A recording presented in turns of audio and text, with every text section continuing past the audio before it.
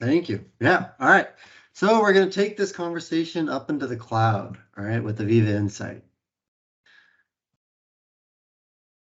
Get that going. So one of the main things with AVEVA Insight is that there is a new look interface and back-end data model. So this is not just a fresh from the UI UX perspective, but the actual underlying back end of the Insight data model was kind of reformed and factored to kind of be more asset-centric rather than tag-centric.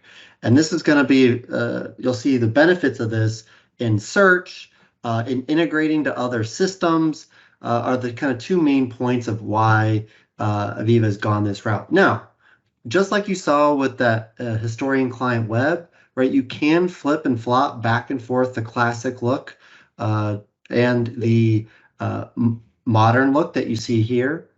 And in addition, right, there's some been enhancements to like the asset page, for example. So you can see all these widgets that you see here for a manufacturing customer, some KPIs of OEE, some downtime reasons by count and duration, a utilization event timeline.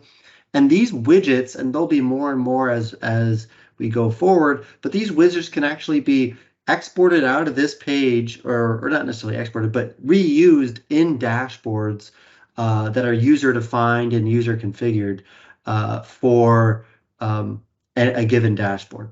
In addition, some of the workflows to some of the components like dashboard creation or multi-conditional alert creation were slightly modified and changed to be more streamlined based on the feedback from our existing customer base.